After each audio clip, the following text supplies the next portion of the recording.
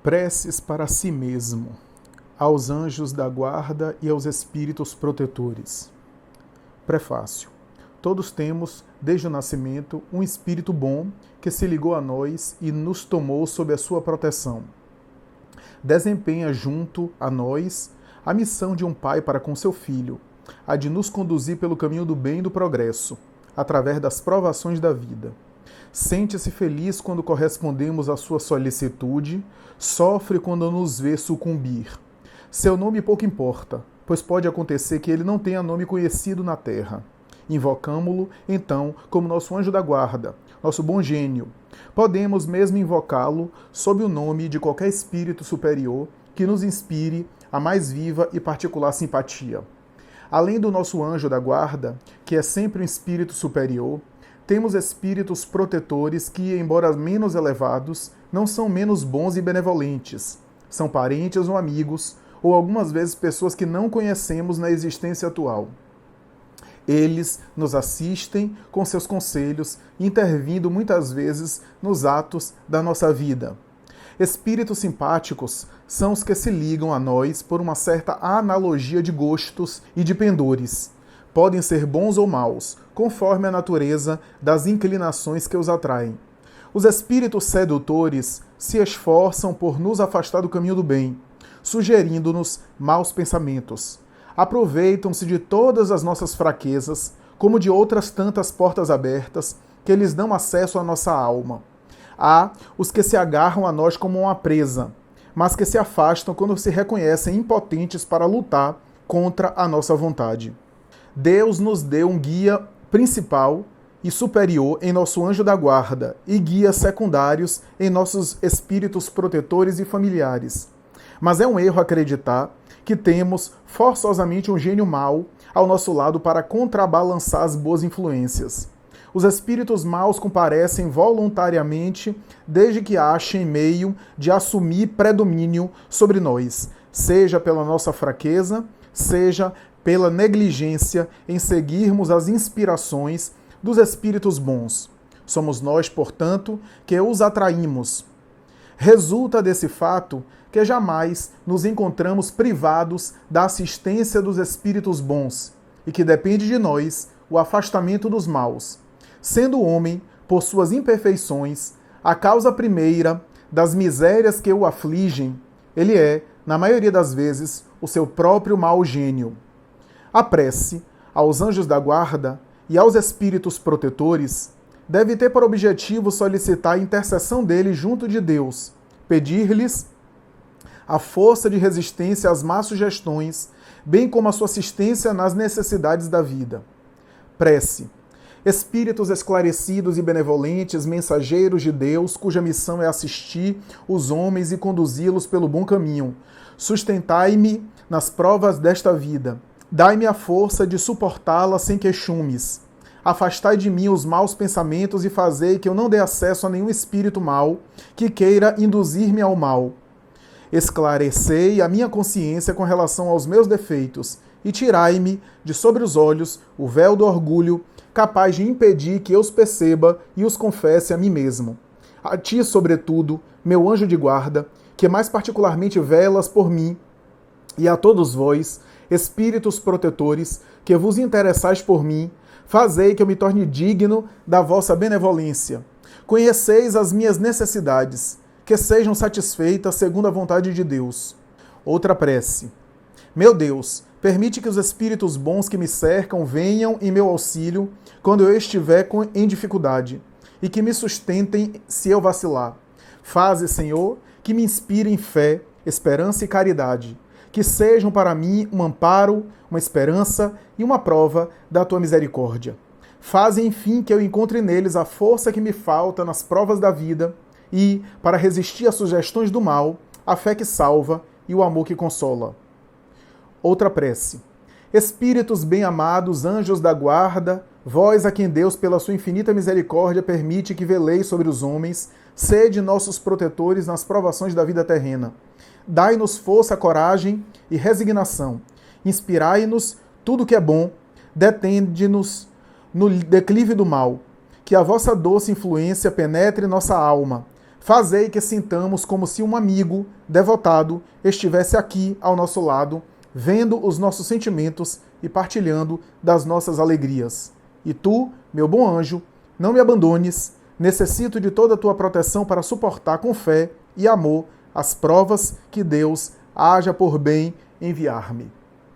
Bom, amigos, meu cumprimento, minha satisfação, as minhas considerações, o meu respeito e o meu abraço a todos, né? Eu não vou falar de coronavírus. Eu sei que é um tema, com perdão da redundância, monotemático, um tema fixo, um tema único. Dada a importância, é claro, a importância da situação, né? A pertinência do tema, mas não vou falar do coronavírus hoje. Eu vou falar de um tema que é também muito importante, muito relevante e que diz respeito ao estudo presencial. Como aqueles que acompanham o nosso canal, Raciocínios Espíritas, sabem, há um estudo presencial da obra O Evangelho segundo o Espiritismo, que estamos estudando já há alguns anos, e esse estudo, de um tempo para cá, tem sido gravado e disponibilizado no canal.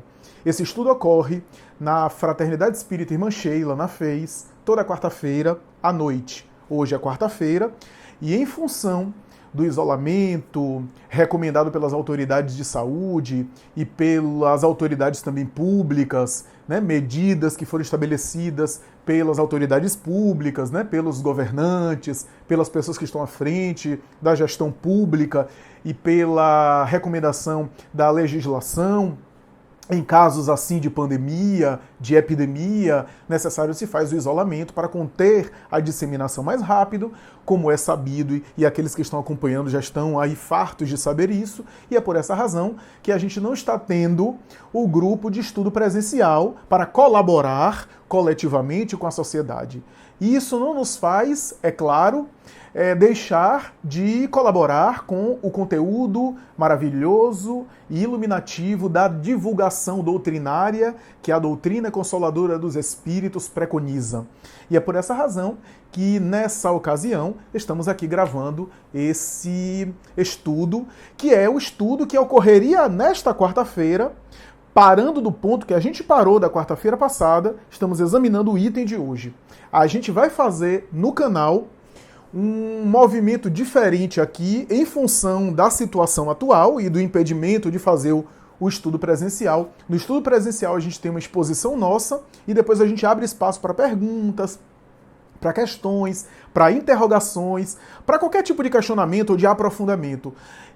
Por causa dessa alteração no modo como a gente vai agora disponibilizar o conteúdo nos próximos dias, a nossa estratégia é outra agora. Iremos fazer o seguinte, iremos gravar aqui e disponibilizar, como estamos disponibilizando esse vídeo, que é a nossa consideração sobre o tema, as nossas reflexões sobre o tema, e você que está interessado, mande perguntas, faça questionamentos, tanto aqui no YouTube, como aqueles que seguem a gente nas redes sociais, o Raciocínios Espíritas, Instagram, Facebook. Faça as perguntas, que se houver perguntas, se houver considerações, a gente vai recolhê-las, vai reuni-las, inclusive iremos disponibilizar esse mesmo espaço de pergunta no grupo de WhatsApp do estudo presencial do Sheila, da Fraternidade Espírita Irmã Sheila, onde ocorrem esses estudos do Evangelho, em cuja oportunidade, portanto, iremos recolher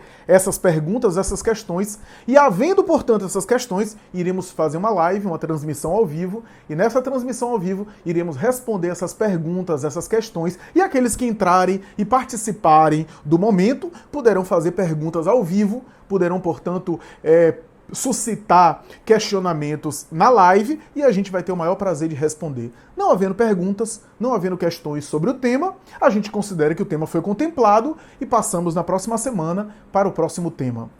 Bom, o texto, portanto, de Allan Kardec é primoroso. É primoroso pela beleza, pela concisão orgânica, pela síntese de motivos, pela economia, inclusive, de motivos, pelo resumo sucinto que ele faz e que de alguma forma já é uma elaboração, uma lapidação e um recorte daquilo que Allan Kardec recebeu sobre o assunto e que está em O Livro dos Espíritos. Quem lê O Livro dos Espíritos conhece a abordagem que os espíritos fazem com Allan Kardec a respeito da teoria do anjo de guarda, a teoria do anjo guardião. E aqui eu já vou adiantar uma coisa. Nesse sentido, o espiritismo está de perfeito acordo, em perfeita sintonia e em perfeita semelhança com a Igreja Católica, com as doutrinas cristãs de maneira geral, incluindo com a própria Bíblia, com o próprio texto bíblico, porque no próprio texto bíblico há a menção aos anjos de guarda, aos anjos de guardião. Não apenas no texto bíblico. Se a gente for recuar na história, se a gente for aí revisitar as tradições religiosas de todos ou quase todos os povos, sempre havia a noção de anjos que amparariam as criaturas humanas, de seres angélicos que estariam, de alguma forma, devotados a amparar os seres humanos, sob nomes diferentes, recebendo nomenclatura variada e distinta, recebendo, portanto, terminologia própria, vestidos com linguajar específicos e denominados sob os mais variados aspectos das expressões distintas, mas a verdade é que os anjos de guarda sempre foram considerados ao longo da tradição religiosa. Sempre houve a noção de seres de luz, de seres especiais que estariam de alguma forma amparando e ajudando os seres humanos, à semelhança dos espíritos malfazejos, dos espíritos ignorantes, dos espíritos maus, dos espíritos perversos que estariam interferindo e azucrinando as criaturas humanas, estabelecendo, portanto, os seus estados de paroxismos, os seus estados de perturbação e impulsionando-as aos conflitos, às confusões. Então, essa ideia da doutrina do anjo de guarda está sempre presente e, em alguns momentos, relatos contundentes e claros acerca dessa interferência desses seres angélicos, desses seres de luz, que recebeu, repito, os mais variados nomes ao longo da história. Allan Kardec, com a sua lucidez, assessorado pelo mundo espiritual, vai dizer que esse anjo de guarda naturalmente é algo que é presente, portanto é um arquétipo, é um tema universal que está presente, portanto, nos conceitos espíritas, melhor dizendo, os espíritos da codificação, ao falar com Allan Kardec, ratificam e confirmam essa crença histórica e milenar dos anjos de guarda e dão exemplos e produzem uma teoria racional, lógica, para a gente entender a ideia dos anjos de guarda na nossa vida. Anjo de guarda, espírito mentor, espírito guia. Na doutrina espírita, há alguns autores e algumas pessoas que mencionam essas entidades de maneira diferente, né? Não necessariamente anjo de guarda, mas espírito guia, espírito mentor. O nome pouco importa, desde que a gente entenda o que é. A teoria do anjo de guarda que Allan Kardec recebe do mundo espiritual e ele também desenvolve em colaboração com o mundo espiritual é extremamente bela, extremamente tocante. Eu diria que é um dos momentos mais tocantes da obra O Livro dos Espíritos. É um momento em que o próprio mundo espiritual, ao abordar a questão, aborda de uma maneira linda, de uma maneira poética, de uma maneira confortadora. E nessa teoria de um anjo de guarda, a gente vai examinar aqui, vai perceber que nessa teoria está, inclusive, alguns conceitos essenciais para entendermos questões básicas da própria doutrina espírita. Não é à toa que esse prefácio de Allan Kardec é primoroso.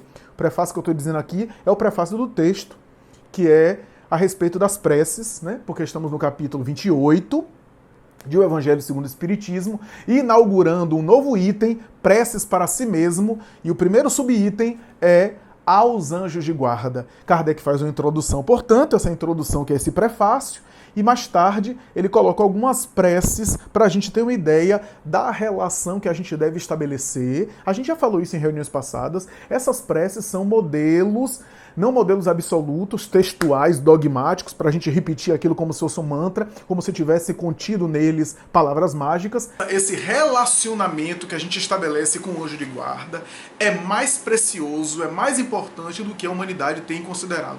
Então a teoria do anjo de guarda que Allan Kardec examina na codificação, ao mesmo tempo que confirma, que ratifica a tese histórica de anjos de guarda, também dá uma coerência, uma lucidez, um raciocínio lógico, um bom senso para que a gente entenda os mecanismos por detrás, porque nunca foi tão entendido assim. Então os espíritos dão a Kardec no Livro dos Espíritos os elementos lógicos para que se entenda o que é que está por detrás dessa relação com o anjo de guarda.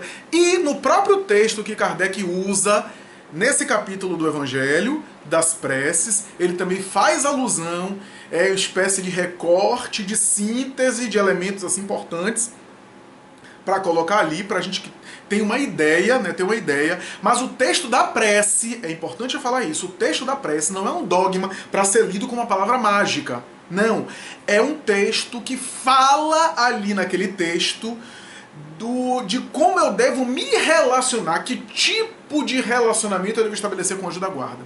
Naqueles textos de prece, não é para eu pegar e ler como se fossem palavras mágicas e automaticamente ao ler como palavras mágicas, aquelas palavras vão me fazer estar com o anjo de guarda vai se aproximar de mim, porque a gente sabe que os sentimentos é que são mais importantes. As palavras podem ajudar a descrever ou a exprimir os sentimentos. As palavras são importantes, mas os sentimentos estão naturalmente ali e as palavras estão a serviço do sentimento, né?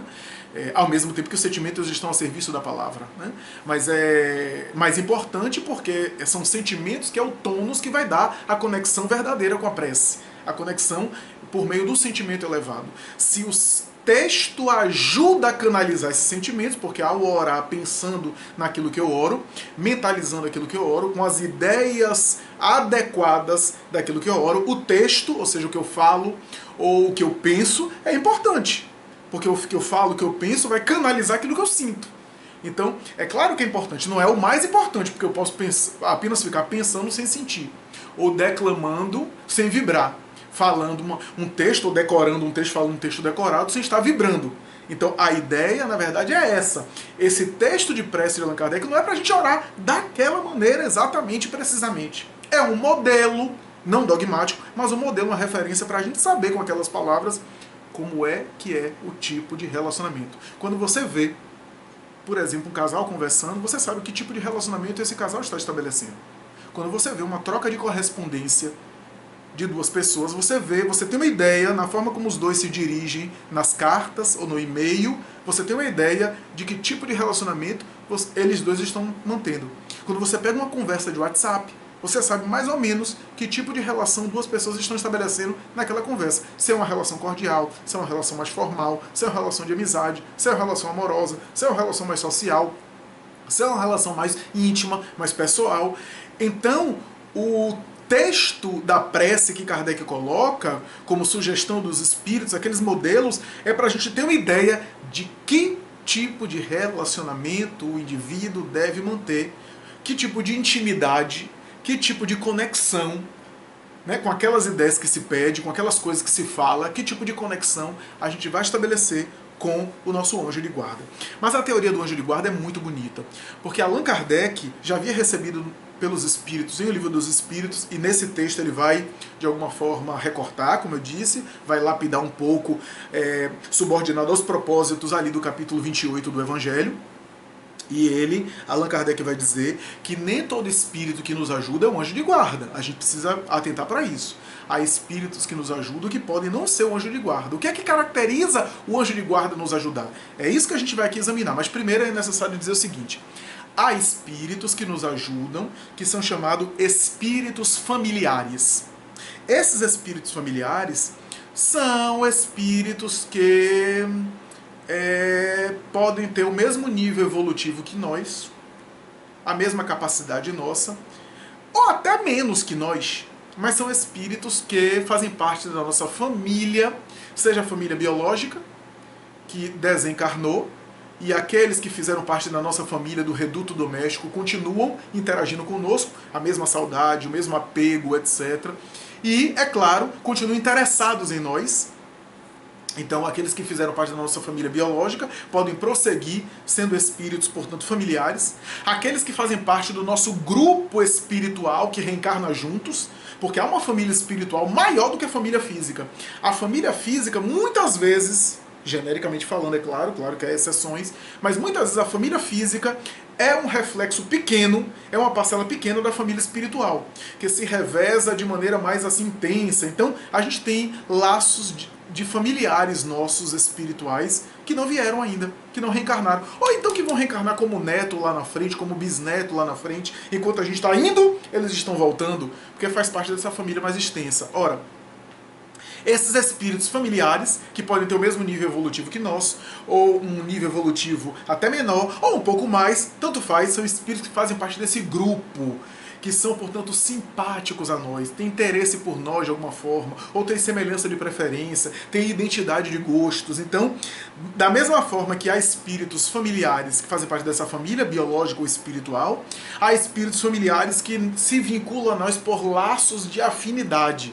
Essas entidades não são necessariamente mais evoluídas, mas se interessam por nós, nos ajudam, são aí espíritos bons. Eu estou usando a expressão espíritos bons num sentido que mais tarde eu vou explicar que a rigor, na obra da codificação, espírito bom tem uma denominação, que é importante a gente entender, e a gente usa, mas eu estou usando aqui de uma forma mais aí conhecida, mais aí do senso comum, mais popular. São espíritos bons, ou seja, que têm sentimentos bons, que tem interesses, né, positivos em nós, né? Depois a gente tem espíritos protetores. Esses espíritos protetores, genericamente falando, são espíritos mais evoluídos do que nós, mas não tão evoluídos do que nós. São espíritos que, se os familiares podem ser assim nossos amigos, né? Pense num amigo que pode te dar conselho. Às vezes você, com um amigo, você tem a mesma noção das coisas, né? O amigo não sabe mais do que você, não tem uma sabedoria maior para te aconselhar assim, porque é o mesmo nível seu, tem o mesmo nível de conversa, tem a mesma compreensão, ou até menos. Mas naquele momento você está desabafando, você está conversando, ele te dá um conselho, você também dá um conselho a ele e tal. Então é um amigo, esse é o espírito familiar. O espírito protetor é alguém com um pouco mais de experiência, mas não necessariamente tem o know-how, tem a condição de dar conta da gente e de nos orientar em tudo. Mas são espíritos que, digamos assim, são um pouco melhores, são espíritos forrados de bons propósitos, que fazem parte ali daqueles espíritos assim que estão acima de nós, né? E que se interessam por nos ajudar, né? Que se interessam por ajudar famílias, né? Que se interessam, que a gente ora e atrai eles, e eles se vinculam a nós para nos ajudar. Esses espíritos, portanto, estão por aí e nos ajudam comumente. E há, naturalmente, que esses espíritos protetores variam aí de nível evolutivo, mas são espíritos com uma condição um pouco melhor, né? Uma condição que nos ajudam, né? Que faz parte aí desse grupo de espíritos ligados ao bem, né? Pessoas voltadas para o bem. E o anjo de guarda. O anjo de guarda é um, genericamente falando é um, embora tenha muita gente que diz que tem 2, 3, mas genericamente é um. Os espíritos de Allan Kardec que tem um que é vinculado à tarefa de nos assistir, de nos acompanhar. Essa vinculação é uma tarefa para eles, portanto é uma missão para eles, não deixa de ser uma prova para eles, porque eles também exercitam um certo trabalho conosco, e isso faz com que eles também evoluam, que eles também cresçam. E aí a gente precisa aqui caracterizar o que são espíritos guardiões, mentor espiritual ou anjo de guarda. São espíritos sempre elevados. Quando falo elevado, a gente pensa assim, elevado em relação a quê? Porque um homem comum atualmente é elevado comparado com o homem das cavernas, com o homem primitivo, com o homem canibal, né? Cujos instintos ainda predominam.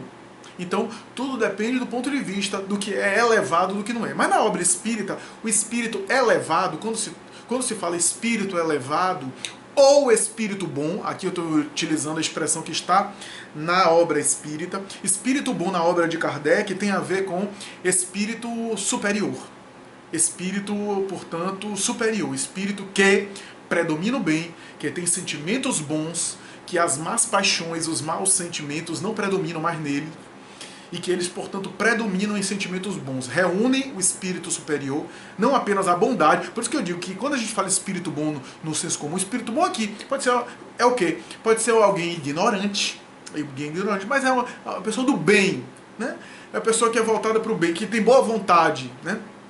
Mas no espírito bom, nesse sentido que está na obra da codificação, é o espírito superior, que reúne sabedoria e reúne também moralidade, sentimentos. Portanto, está naturalmente acima de nós. Esse espírito tem condição aí de nos guiar, e não podia ser diferente, é a lógica da doutrina espírita. Somente pode guiar alguém que esteja acima do guiado, né? E ninguém vai guiar outrem que não tenha condição de guiar, né? Alguém que vai guiar alguém por um caminho é porque sabe se conduzir por aquele caminho. Não dá para guiar alguém se a gente não sabe se conduzir por aquele trajeto, por aquela jornada. Daí a expressão do Evangelho, né? Cegos guiando cegos, né? E ambos caem no precipício, né? Que é essa alusão do Evangelho, pode também se referir à vinculação que a gente estabelece com espíritos ignorantes. Quando a gente sintoniza com espíritos ignorantes, são cegos guiando cegos, né? E ambos caem no precipício. Então, espírito elevado, espírito superior, portanto, que é responsável por nós. Joana de Anjos chega a dizer que o espírito do anjo guardião é aquele que é responsável por nossa reencarnação.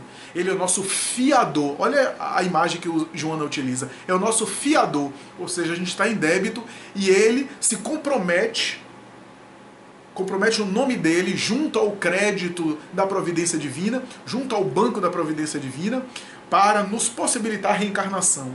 E ele responde por nós diante do mundo espiritual.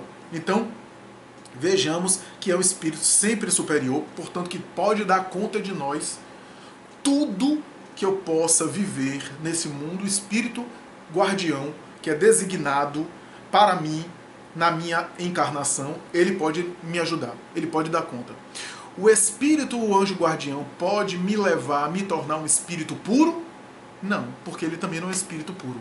Aqui é preciso a gente fazer essa diferença. Espírito puro é aquele que já alcançou a perfeição relativa da criatura, aquele que já não precisa mais reencarnar, aquele que já se tornou perfeito, entre aspas, no sentido perfeito aqui da criatura, não no sentido de se tornar igual a Deus, perfeição absoluta.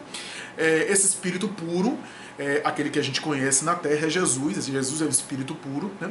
Esse espírito puro já guia comunidades, ele já é guia de coletividades. O espírito anjo da guarda não. O espírito anjo da guarda, ele se designa a estar assessorando, responsável por pessoas. Normalmente tem um laço, tem um vínculo com aquela pessoa, porque ao longo das encarnações a gente teve afetos, os quais evoluíram e a gente ficou. E essa evolução fez com que eles, ligados ao nosso coração, nos esperassem e assumisse a tarefa de nos conduzir. E pelo laço de afetividade, a divindade permitiu, porque eles evoluem com isso e a gente evolui também. Então, muitos daqueles médiuns conhecidos têm anjos de guarda que foram familiares, que foram pai, mãe, marido, esposa, afeto, lá atrás. Só que esses indivíduos evoluíram, tomaram decisões, fizeram escolhas ao longo dos séculos das encarnações positivas, e o outro ficou para trás, errando, repetindo experiências, e aí esse espírito mais tarde se torna anjo do guardião. A gente vê Charles e Ivone Pereira. Eu sempre cito esse exemplo, porque Charles e Ivone Pereira, quem leu a obra sabe que a origem do vínculo deles era um vínculo, inclusive, amoroso, né? Quem leu Sublimação, amoroso, conjugal, né? E pelo tipo de vida que Ivone, ao longo das encarnações, optou, né, os equívocos, os erros, os bate-cabeças que ela fez. E Charles, que também era do mesmo nível dela, também cometia erros, mas de repente começou a escolher, de repente não, aspas, né? Mas subitamente, entre aspas, escolheu dar um rumo diferente à vida dele, começou a fazer escolhas mais acertadas, a se espiritualizar, a se evangelizar, em alguns momentos, inclusive, tomando o rumo do cristianismo e evoluindo com isso, e ela só repetindo experiência, ele foi lá na frente. E mais tarde, na encarnação como Ivone, era o benfeitor espiritual dela. Tinha já condição de assessorá-la. E claro que o laço de afeto pessoal também ajudava esses espíritos. Então, nós temos esses anjos da guarda, que são espíritos protetores, portanto, mas não são espíritos protetores no sentido aí geral.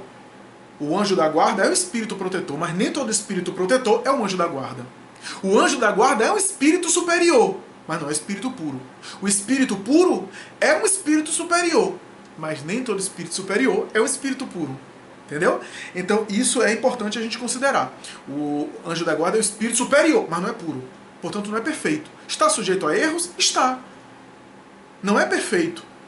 Mas os erros que eles cometem, ou estão sujeitos a cometer, não vai atrapalhar a minha missão. Não vai atrapalhar a tarefa que eu tenho. Eles não vão perturbar a minha tarefa. Né? É importante a gente dizer isso. Os erros que eles cometem não vão atravessar, não vai impossibilitar, não vai prejudicar a assistência deles comigo. Porque o tipo de erro que esses espíritos evoluídos podem cometer, meu Deus do céu, é que nem um pai que conduz um filho de 4 ou 5 anos. Eu tenho um filho de 5 anos. Então, eu conduzo, é claro que o meu repertório dá conta dele, dá conta do menino, dá conta da criança. Eu tenho um repertório para isso. O tipo de erro que eu posso cometer, no sentido aqui comigo mesmo, não atrapalha a minha tarefa junto dele. É claro que os pais humanos erram e às vezes alguns erros atrapalham sim. Mas no caso do espírito do anjo guardião, não. Eles estão muito além, estão muito acima, eles têm uma condição aí excepcional, né? Então eles são sujeitos a erros? São sujeitos a erros, mas eles estão muito acima da gente. Daí eu vejo às vezes as pessoas criticando Emmanuel. Ah, porque Emmanuel é isso, porque Emmanuel é aquilo, porque Emmanuel não é perfeito, e as pessoas em Deus é Emmanuel. É claro que está certo. É claro que ele não é perfeito. É claro que ele está sujeito a erro. Mas ele está muito à frente de mim. Ele está numa condição muito superior que mim. Ele tem uma percepção e uma visão panorâmica das coisas que eu ainda estou tentando chegar lá. E é por isso que ele pode nos ajudar, como podia ajudar o próprio Chico Xavier. Então, é importante a gente dizer isso. É importante a gente dizer que os espíritos ajudados, todos os espíritos guardiões são espíritos superiores, mas não são iguais, porque depende do tipo de tarefa. O critério a gente não sabe. O que a gente sabe é que em alguns casos tem um laço afetivo. Já falei aqui. Mas a gente não sabe de todos os casos. Porque a obra da codificação, o Livro dos Espíritos, coloca que às vezes ele aceita como uma missão. Ele aceita no mundo espiritual como missão, guiar o seu tutelado. Não necessariamente deve ser tudo por laços afetivos. Não necessariamente. Mas ele aceita às vezes. E aquilo pode gerar um laço afetivo, é claro. Mas o que é importante a gente aqui considerar é que o nível evolutivo de cada guia também varia. Todos são superiores? Estão, todos são. Mas, como diz Allan Kardec no item 100 e seguinte do Livro dos Espíritos, há matizes de evolução, mesmo dentro de um nível evolutivo, no caso, espírito superior, um nível evolutivo. Mas há matizes dentro desse nível infinitos.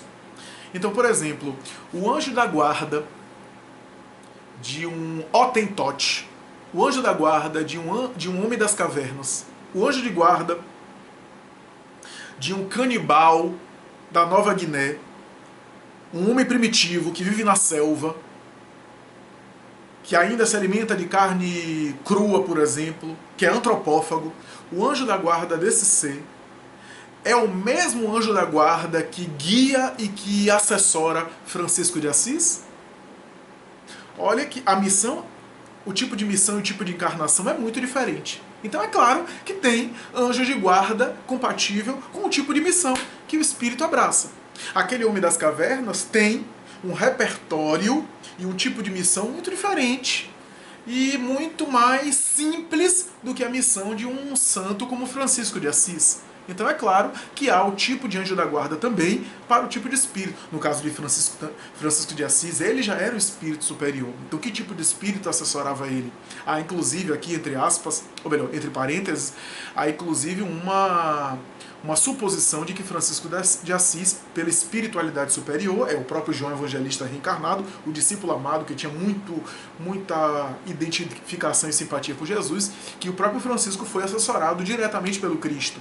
Não sei se trata do próprio anjo da guarda, mas que o Cristo, em alguns momentos, assessorava pessoalmente e assessorava.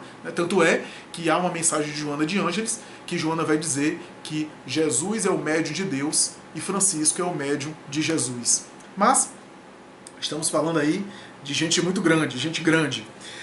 O que é que a gente pode desdobrar em termos de raciocínio lógico a respeito dessa passagem tão bonita, tão bela da obra espírita, essa teoria do anjo da guarda? Primeiro, é que o tipo de relacionamento que o anjo da guarda estabelece conosco é a primeira questão que a gente precisa entender para a gente entender que tipo de relacionamento a gente vai estabelecer com ele. Se o anjo da guarda é um espírito superior, ele tem sentimentos bons, as paixões más não prevalecem, não existem ou não prevalecem, sentimentos ruins não existem ou não prevalecem, a influência da matéria não existe ou não prevalece, há uma predominância do espírito sobre a matéria, eles têm sabedoria e eles têm evolução. Novamente a metáfora do filho. Eu tenho como tornar meu filho um gênio da matemática? Não tenho, porque eu não sou gênio da matemática, eu não tenho como conduzir ele para lá. Eu tenho como tornar meu filho um exemplo de sabedoria e de santidade? Não, porque eu não cheguei lá. mas eu tenho todos os elementos que ele precisa na atual encarnação como pai. Da mesma forma, o meu anjo da guarda, como não é um espírito puro, ele não pode me ajudar a me tornar um espírito puro. Ele não pode me ajudar a ir até lá, porque nem ele foi.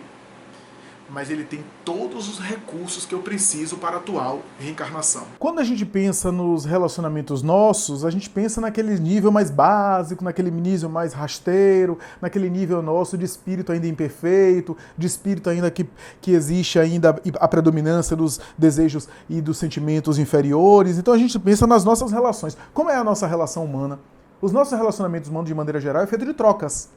Né? Quando a gente estabelece uma parceria, sei lá, de amizade, a gente tem ali o compartilhamento de coisas. Né? A gente não anda em extremos, a gente anda no meio, no equilíbrio. Então a gente dá e a gente recebe. Amizade pressupõe essa troca. Relacionamentos sociais, materiais em nosso nível é o quê? Troca. Né? Há uma troca ali de interesse. Não estou condenando, não estou dizendo que é negativo, é apenas um nível nosso. Os relacionamentos de amizade, os relacionamentos que a gente estabelece são relacionamentos de troca, onde a gente espera se conduzir de uma forma, mas espera também o mesmo tipo de condução do outro lado. Esse é o tipo de relacionamento que a gente estabelece de um modo geral. Né?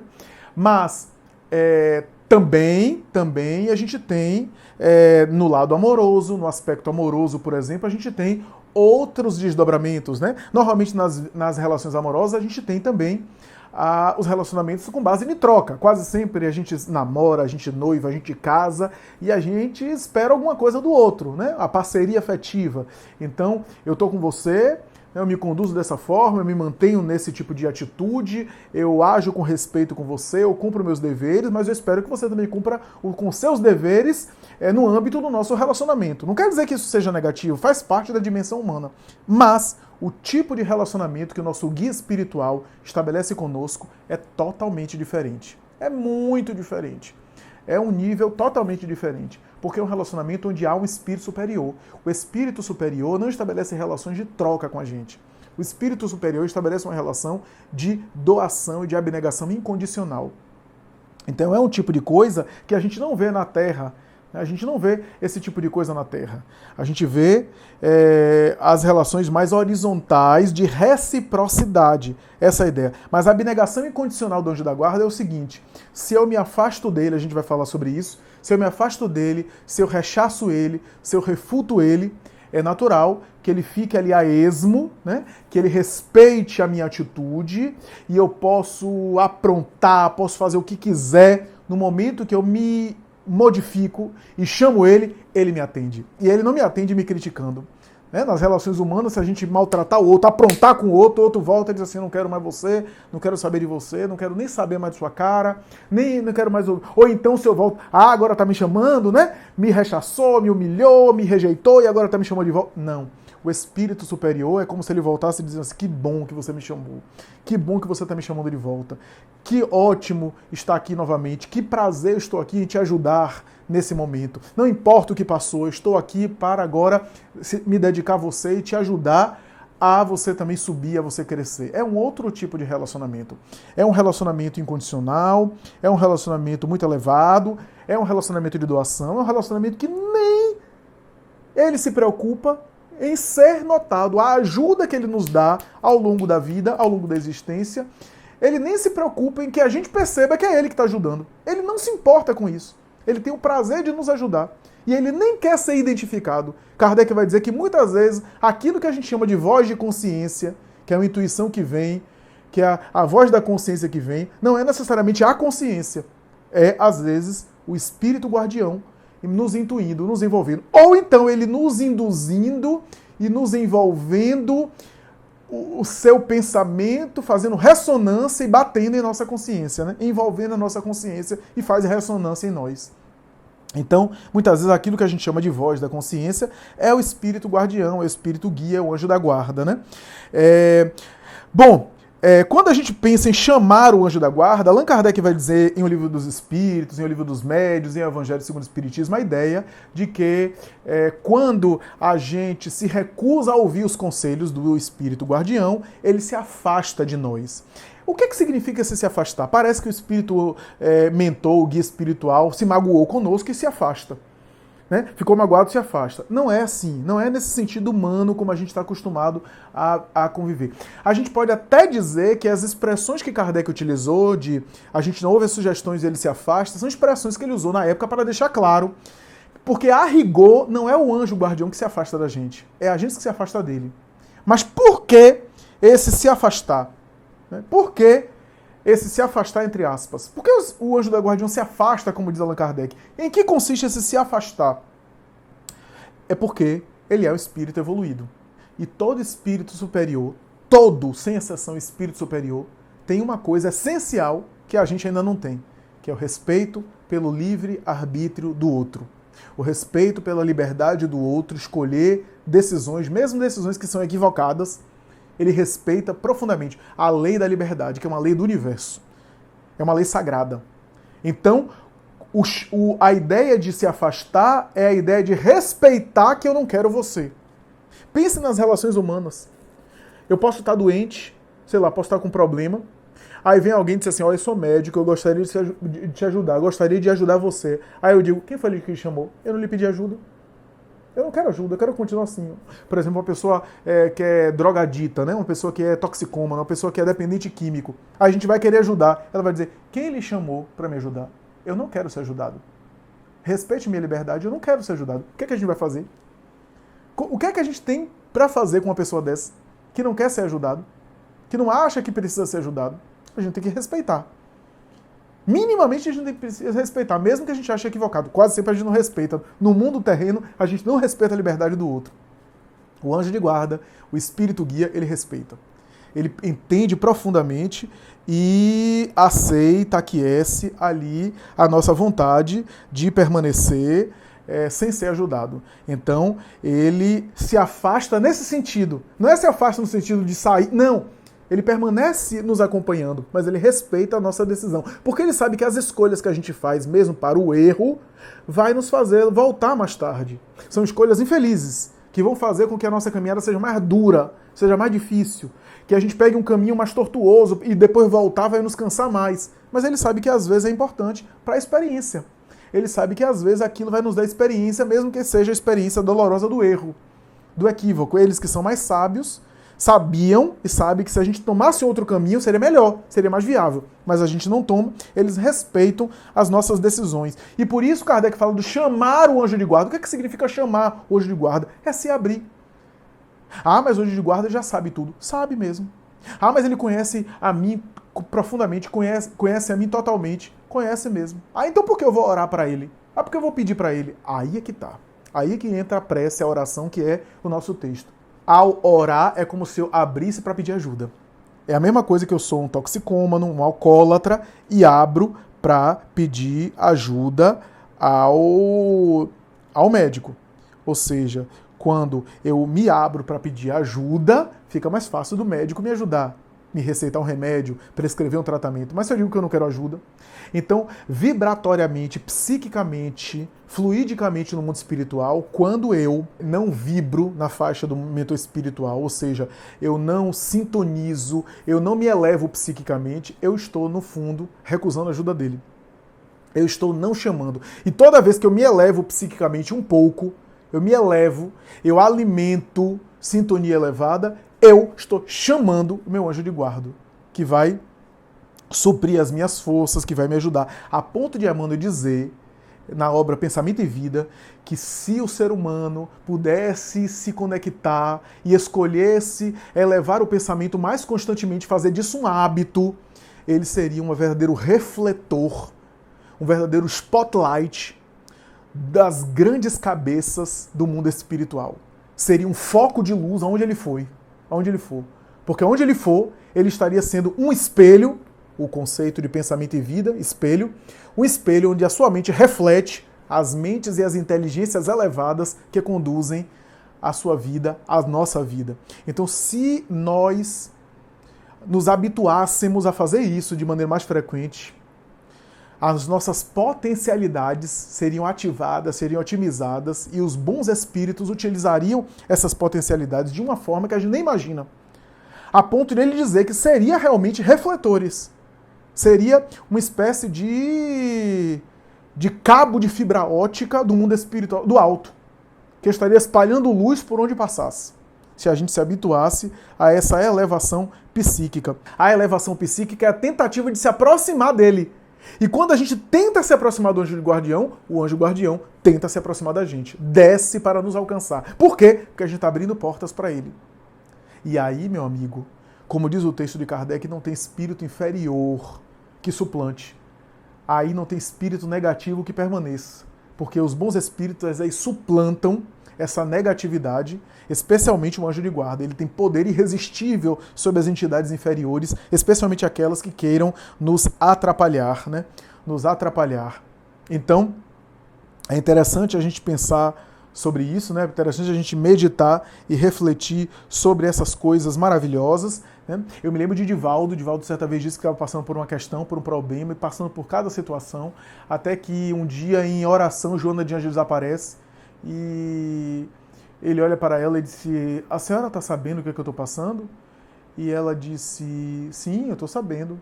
E a senhora não diz nada, não fala nada, nada, fica sempre calada, invisível, não se manifesta.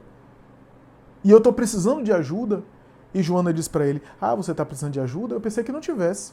Porque você não pediu a minha ajuda? Por que você não pediu? Está lá no Evangelho, meu filho, pede e obtereis. Pede e obtereis. Se você tivesse me pedido antes, eu já teria socorrido você. Olha só que coisa. Então, não é porque o anjo da guarda não sabe o que a gente precisa. É porque ao pedir ajuda, primeiro, a gente se abre psiquicamente e se torna em condição melhor de ser ajudado. Porque a gente também tem que ter a condição para ser ajudado. Lembre do exemplo que eu citei aqui, banal, do alcoólatra que não quer ajuda do médico. Quer que o médico... Então a gente precisa pelo menos estabelecer o mínimo de condição para ser ajudado. E segundo, vibratoriamente, psiquicamente, está, de alguma forma, chamando essa entidade espiritual, né? Reconhecendo. E quando eu reconheço, ao exercer o pedido, eu me coloco numa posição mais humilde. E a humildade é a base de todas as virtudes. Então o pedido, a abertura psíquica, não é para o anjo de guarda dizer: olha como é humilde, agora que ele está sendo humilde, eu vou ajudar ele. Eles não têm esses sentimentos. Mas é porque eu me tornando mais humilde ao pedir, eu que me elevo. E o desejo do anjo de guarda não é apenas nos ajudar e ficar tapando buraco para nós. O desejo do anjo de guarda é que a gente se eleve. Esse é o desejo. Então se a gente deseja ficar nas baixezas, nas situações mais primitivas, nadando no pântano, ele precisa, o anjo de guarda, respeitar o nosso livre-arbítrio e deixar a gente ficar no pântano para que a gente se sature do pântano. Se eles quisessem, se o anjo de guarda quisesse, eles teriam condição de impedir o mal-estar e as consequências ruins que ocorrem por conta da nossa vida, do nosso estilo de vida. Inclusive algumas tragédias que acontecem por aí, o anjo de guarda teria condição. Mas por que não faz? Porque se ele ficasse impedindo tudo de ruim que acontece com a gente, a humanidade não cresceria. Seríamos crianças espirituais o tempo todo. Chegaríamos no mundo espiritual como criança. E aí, quando chega no mundo espiritual como criança, a gente vai se conduzir como? Porque se a gente chega como criança no mundo espiritual, como espíritos que não amadureceram, quem é que vai nos conduzir? Porque o anjo de guarda é anjo de guarda enquanto a gente está no corpo. Quando a gente desencarna e vai para o mundo espiritual, ele não vai continuar sendo anjo de guarda nosso, porque é anjo de guarda para tutelar o encarnado. Porque o encarnado está numa condição especial da encarnação. Então a gente não vai conseguir andar com as próprias pernas no além? É essa a tarefa do anjo de guarda? Nos impossibilitar de a gente andar com as próprias pernas? Não pode ser isso. Então, às vezes ele nos deixa escolher, não é que nos deixa, respeita a nossa decisão e nos deixa nos saturar daquela escolha ruim para aprender com a experiência, porque é isso que vai fazer a gente evoluir também. Então, quando a gente chama um anjo de guarda, a gente se eleva. E o propósito deles é que a gente se eleve. A questão, e aqui é importante, aqui um ponto fundamental desse nosso estudo. Esse é um dos pontos, talvez, mais importantes do nosso estudo e que eu gostaria aqui de considerar, é que a gente se eleva de maneira dinâmica, pontual, mas não de maneira constante. A maioria dos encarnados da Terra, de vez em quando, tem estados na prece. A prece é um recurso para isso. De se elevar momentaneamente e sintonizar com o anjo de guarda. E quando sintoniza, ele também desce para nós para nos ajudar e nos induzir para o bem e nos elevar. Mas a gente fica assim, oscilando. oscilando. Ou seja, a gente não entra na faixa psíquica deles. A gente se eleva um pouquinho. E o desejo de espiritualizar já é suficiente. Já é o mínimo de condição possível que a gente proporciona para que eles nos ajudem. Joana chega a dizer no livro Vida, Desafios e Soluções que eles, inclusive, acessam o nosso inconsciente para nos ajudar a nos libertar de conflitos a partir do momento em que a gente proporciona o mínimo de condição para eles, para que eles possam ajudar a nossa mente. Olha só, a gente proporciona o mínimo de condição possível mental para que eles possam ajudar a nossa mente. Eu estou falando, portanto, dessa situação de aproximação deles, mas não de fixação na faixa. Só que, às vezes, acontece. Os grandes missionários, os grandes espíritos que já viveram a experiência terrena, esses sim chegaram a sublimar de tal forma os sentimentos que conseguiram entrar na faixa. E ao entrarem na faixa, eles conseguiram ali se conectarem aí de uma maneira mais plena com o anjo da guarda. É isso que Emmanuel quer dizer em Pensamento e Vida. Se tornaram refletores, porque a identificação agora é mais plena. Mas como é que eu consigo isso, minha gente? Como é que eu consigo essa conexão perfeita? Sabe como? Silêncio mental, que está faltando muito para nós, especialmente nesses tempos. E talvez essa seja uma mensagem também positiva dessa epidemia aí, a gente se voltar para dentro, a gente exercitar hábitos mentais. Quantos de nós não lemos há muito tempo, não fazemos reflexões profundas há muito tempo? Por quê? Porque só queremos ficar no corre-corre para lá e para cá, para buscar coisa nenhuma. Ou então a vida digital, de publicar, de compartilhar, de aparecer, de receber curtida, que é também uma forma de manifestação do nosso ego. Eu vejo pessoas assim atribuladas, inclusive em termos de rede social, e essas pessoas às vezes estão compartilhando meditação. Tiram uma foto no Instagram, ajoelhadas assim, orando, meditando, ou então de joelhos diante de uma estátua, orando. E quando a gente vê o tipo de publicação, o tipo de coisa, a gente percebe como é que está o estado mental dessa pessoa. Aquilo tudo é marketing espiritual, porque hoje também tem um marketing espiritual.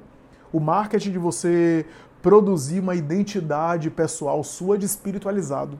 Porque isso gera curtidas, gera patrocínio, gera engajamento, gera também fama, gera, portanto, aí visibilidade, como se costuma dizer no mundo digital, né? Para onde é que estamos indo com isso? Estamos trocando a verdadeira espiritualidade por uma espiritualidade de aparência. E aí a gente não tem a mente adequada, que precisa de silêncio interior, que precisa de recolhimento, que é contrária à exibição que estamos acostumados a fazer. A ostentação, quanto mais que a gente faz de nós, das nossas coisas, das nossas situações, enfim. Essa conexão permanente só é possível com muito silêncio mental, com muito silêncio interior, com sublimação dos sentimentos. É importante falar isso. A gente só vai estabelecer essa conexão de maneira mais plena, né? A aproximação é uma coisa, oscilando, mas a conexão, ou seja, a fixação, né? Somente a gente vai estabelecer com o tempo, com silêncio interior, com sublimação de sentimentos, portanto, com lapidação de caráter. Isso tem a ver com hábito, isso tem a ver com esforços, isso tem a ver com disciplina, com elevação de hábitos, ou seja, não é mudança de postura momentânea. Psicodinamicamente, ou seja, de maneira pontual, eu me elevo. Todos nós que vivemos um nível de consciência mediana nesse planeta, temos essas contradições, temos momentos de grande elevação e de grande baixeza. Essa oscilação faz parte do nosso nível evolutivo, mas a conexão plena com o mundo espiritual é uma certa estabilidade em sentimentos mais elevados e uma fixação nessa estabilidade. O que aconteceu, por exemplo, com o médium Chico Xavier. Quem leu a obra de Chico Xavier, especialmente a sua biografia, vai saber disso. Ele diz, inclusive, e transcrito por Clóvis Tavares na obra Amor e Sabedoria de Emmanuel, e mais tarde ele vai dizer isso também, ou melhor, antes disso, a obra de origem é o prefácio da obra Emmanuel, quando Emmanuel apareceu para ele por primeira vez em 1931. 1931, Emmanuel apareceu para ele, apareceu com uma visão, um aspecto que não era do senador romano, forma com a qual ele normalmente aparecia, mas com o aspecto da sua última encarnação. Apareceu a ele e disse mais ou menos assim: descansa, descansa, meu filho, porque ele estava muito cansado de um trabalho profissional que estava fazendo, e disse: quando te sentires mais forte, pretendo colaborar igualmente contigo na difusão da filosofia espiritualista. Tenho seguido sempre os teus passos, e só hoje me vês na tua existência de agora. Mas os nossos espíritos se encontram unidos pelos laços mais santos da vida. E o sentimento afetivo que me impele para o teu coração tem as suas raízes na noite profunda dos séculos. Olha só, que ligação maravilhosa. E aí a gente vê ele declarando em outras obras o seguinte, que chegou um ponto que Chico disse, ele disse isso inclusive na declaração: eu estou no momento da minha vida que eu já não sei se sou eu quem fala ou se é Emmanuel que fala por minha boca. A minha sincronia com ele é tão grande que às vezes eu não sei se sou eu que estou agindo, influenciado por ele, ou se é ele que está agindo, utilizando-se de mim. Olha só a conexão, olha só a perfeita identificação, de tal forma. É por isso que eu acho que aquelas histórias que Chico... Isso é opinião pessoal. As histórias que Chico contava de morra com a educação, ai meu Deus, eu tô com medo de educação, ou então, ai o meu olho tá doendo, tá quase cego, Chico, pra quê? Dois olhos é muito luxo, um olho só já é suficiente, etc. Essas piadas que ele contava de Emmanuel, né? De que ele dizia que era um verme, Emmanuel aparecia e dizia: respeite o verme, porque o verme cumpre a sua obrigação todo dia e você cumpre a sua obrigação todo dia. Essas piadas que ele contava, em minha forma de entender, era a maneira mineira dele de se diminuir e de destacar Emmanuel e a autoridade de Emmanuel sobre ele. Sabe por que eu acho isso?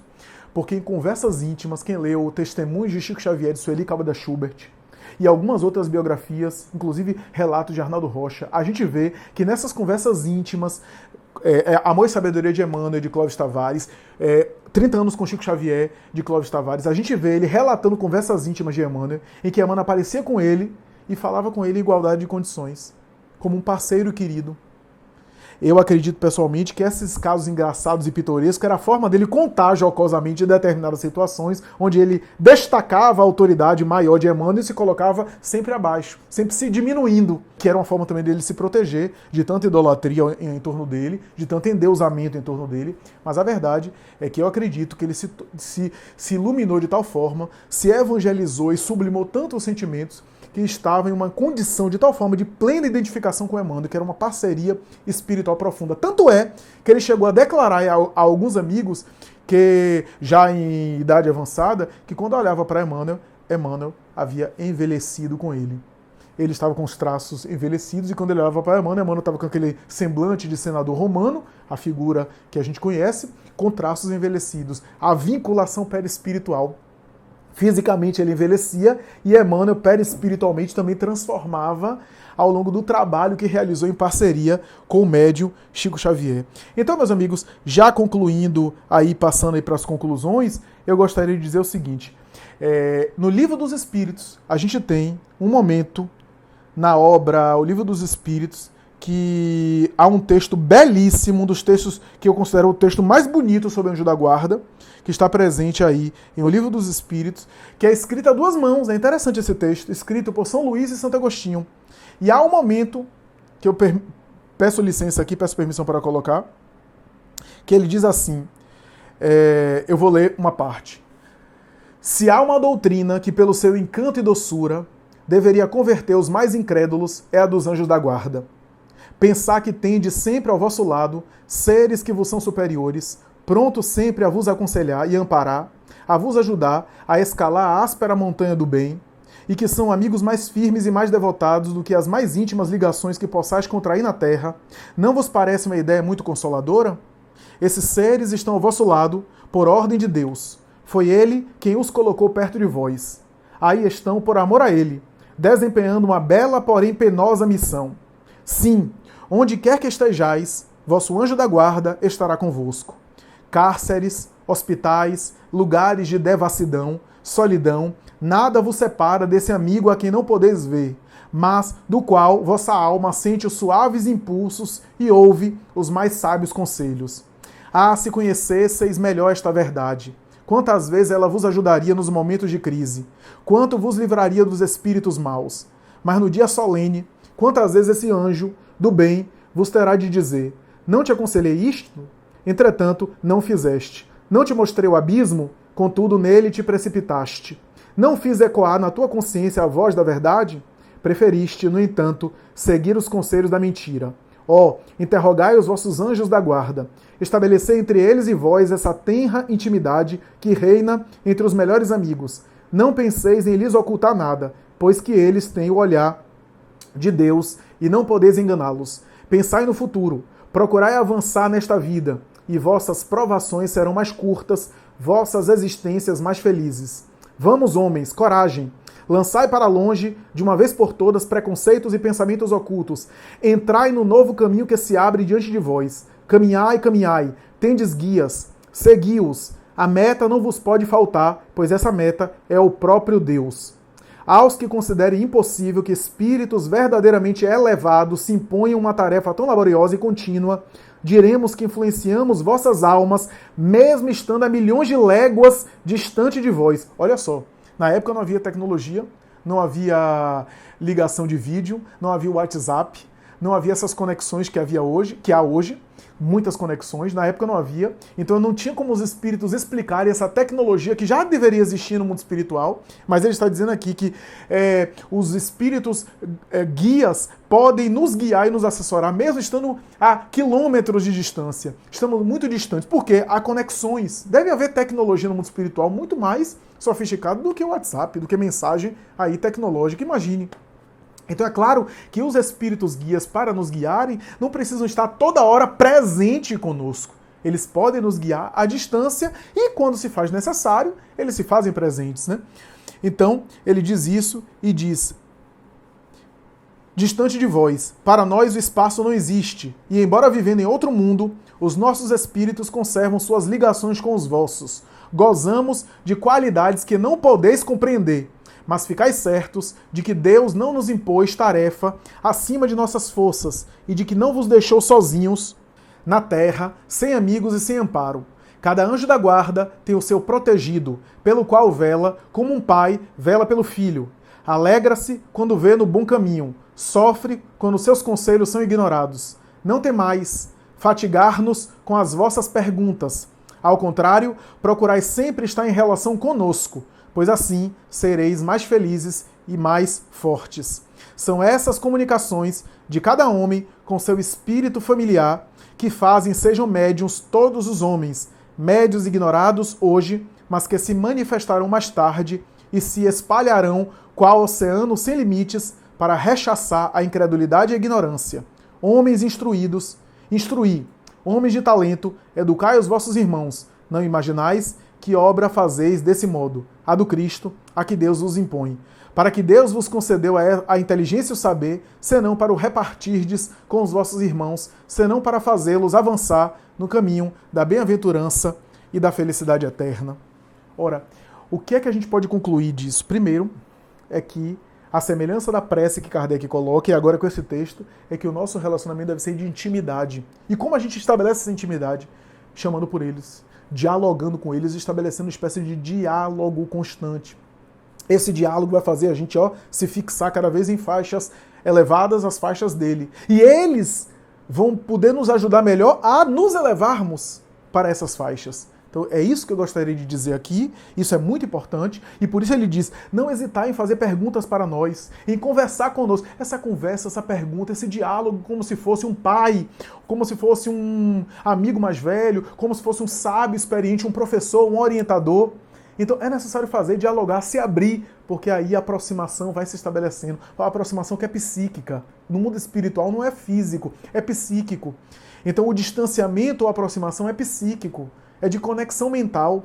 É por essa razão que Santo Agostinho e São Luís, nessa bela mensagem, fala isso. Né? De a gente fazer sempre perguntas e uma coisa que é colocado aqui, que passa despercebido e que também está presente no Livro dos Médiuns, há uma mensagem no Livro dos Médiuns de Channing, uma mensagem muito importante, que é uma mensagem chamada Para os Médiuns, convido depois a todos lerem, que esse espírito diz mais ou menos assim: todo mundo tem um anjo de guarda.